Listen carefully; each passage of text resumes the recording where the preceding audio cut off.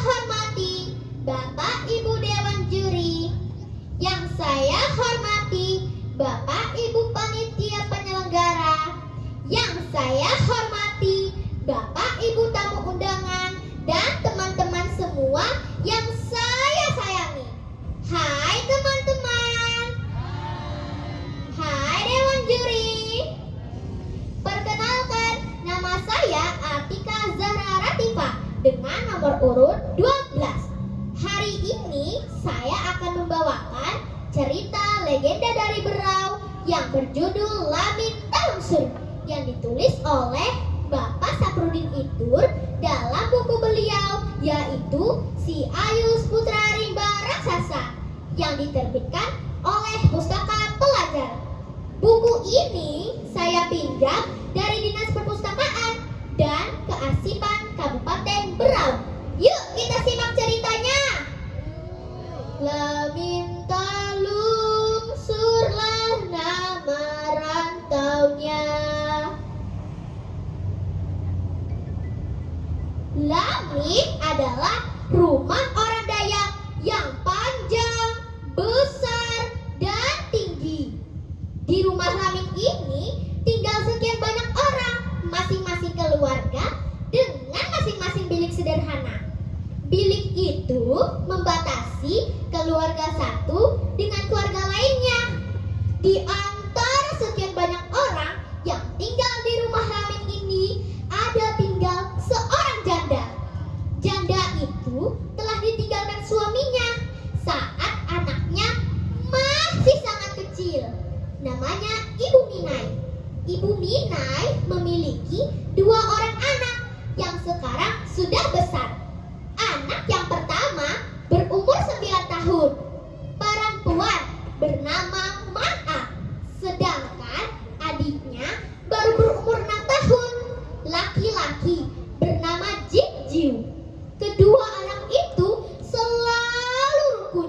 Jarang sekali terdengar pertengkaran di antara keduanya, apalagi sampai berkelahi. Karena hidup dalam keluarga besar dalam satu rumah Lamin, maka beban seorang janda tidaklah begitu berat. Mereka selalu hidup tolong-menolong dan bergotong royong. Maka pekerjaan seberat apapun akan menjadi ringan. Kedua anak Ibu Minai, meskipun umurnya masih relatif muda, tetapi sudah pandai bekerja dan membantu ibunya. Ikan untuk lauk makan mereka dapatkan dengan cara ditangkap atau mengail. Teman-teman, tahu tidak mengail itu apa? Mengail itu adalah memancing. Sedangkan daging yang mereka peroleh dengan cara berburu di hutan. Pada hari Minggu, Ibu Minai pergi ke tepian sungai dengan membawa kail di tangannya. Nah, teman-teman, tahu tidak kail itu apa? Kail itu adalah stik pancingan. Sesampainya di tepian sungai, Ibu Minai mencari-cari tempat yang bagus dan banyak ikannya. Di sini saja aku mengail. Di sini jalannya sejuk, rindang, bersih, biasa banyak jukutnya juga. Kuandak saja kailku di sini. Cukup lama Ibu Minai berada di tempat tersebut, namun kailnya belum ada yang memakan. Tidak ada seekor ikan pun yang ia dapat. Ibu Minai sangat kesal. Angalnya rasaku. Biasanya sekarang saja aku mengail di sini telah dapat jukut. Angin sepoi-sepoi mengenai wajah Ibu Minai. Ibu Minai terus menanti. Tiba-tiba ada seekor ulat bulu yang jatuh di hadapannya. Tetapi Ibu Minai tidak menghiraukan ulat bulu tersebut. Ia menggeserkan duduknya ke kanan dan membuang ulat bulu tersebut hingga terjatuh ke sungai. Bersama dengan itu, Ibu Minai terkejut sebab kailnya bergerak ke sana kemari seperti ada yang memainkan. Aku mendapat jukut. Ibu Minai langsung mengangkat kailnya. Tetapi saat mengangkat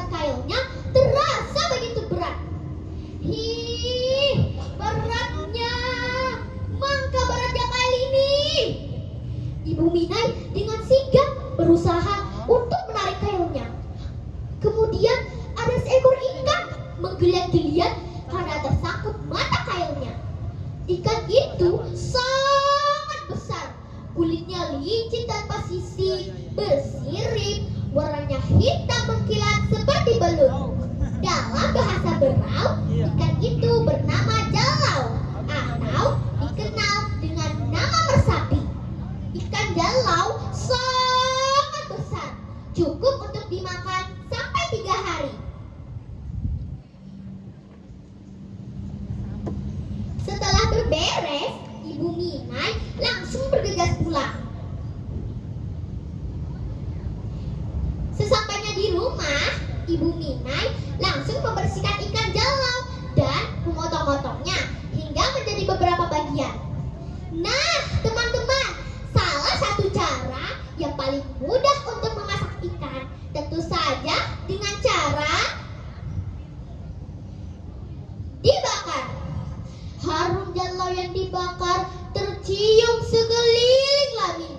Minyak dari badan ikan jalau menetes ke bara api. Sampai-sampai bara api hampir mati oleh tetesannya. Rasanya sedap sekali. Sejak tadi, Ibu Minai sudah pergi ke kebun untuk mencari lalapan. Sebelum Ibu Minai pergi, ia sempat berpesan kepada anaknya. Jiju. Iya, Indah. Indah, Anda kakak bun dulu. Mu jagai cukup tatu. Jangan kalupatmu membalik-balik cukup tatu. Jangan sampai angus. Sabuting lagi pasan Indah. Jangan dong kita tertawa di hadapan cukup tatu. Itu cara baik, pamantang. Baik, Indah. Kami akan menjaga cukup tatu. Sedang harum jalau yang dibakar semakin tercium sekeliling langit. Namun apa yang terjadi? Pesan tinggallah pesan. Man'a dan Jiju lain pula lakunya. Apabila mereka merasa aneh dan lucu, maka tertawalah mereka. Orang-orang dulu percaya bahwa ketika sedang membakar ikan, tidak boleh tertawa di hadapan tempat membakar ikan itu, karena bagali, pamantang, dilarang menurut adat. Perilaku semacam itu akan menimbulkan malapetaka yang tidak dapat dielakkan. Ikan jalau yang dibakar semakin kering, semakin menggeliat-geliat seperti hendak turun dari tempat pembakaran. Ketika sudah hampir jatuh, Man'a dan Jiju meletakkan kembali ke atas bara api. Begitu beberapa kali mereka lakukan sambil tertawa. Kak, lihat itu, ikannya turun lagi. Tangkap, Dik, taruh di situ lagi. Di luar angin bertiup sangat kencang, menerobos daun-daun dan menumbangkan pohon-pohon. Bush, bush, bush. Yang sedang berada di ladang langsung bergegas pulang. Mereka bingung, apa yang sedang terjadi? Apa yang terjadi ini? Apa ini?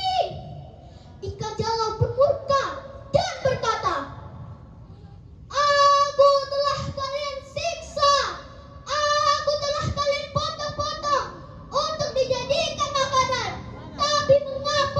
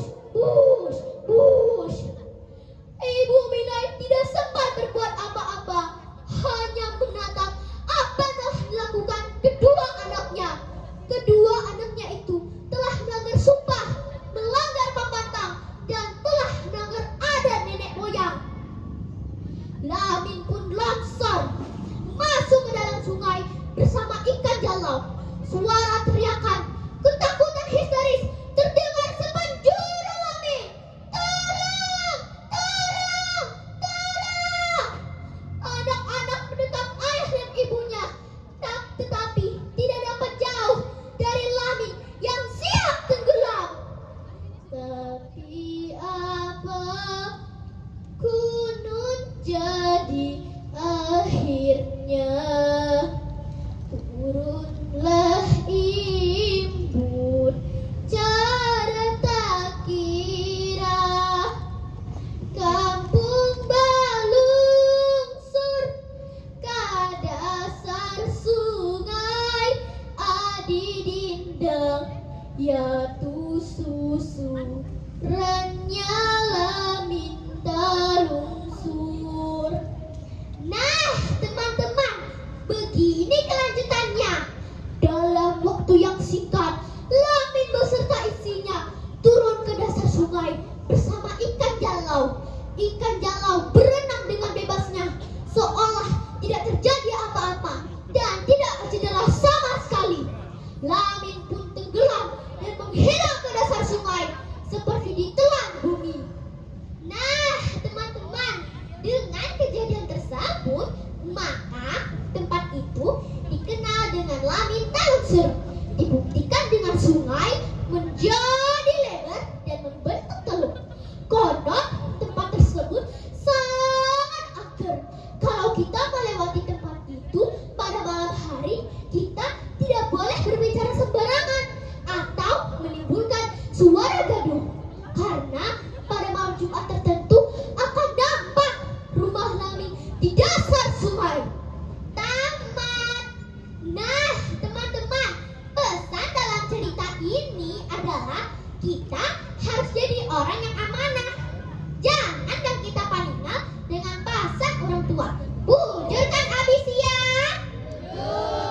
Terima kasih.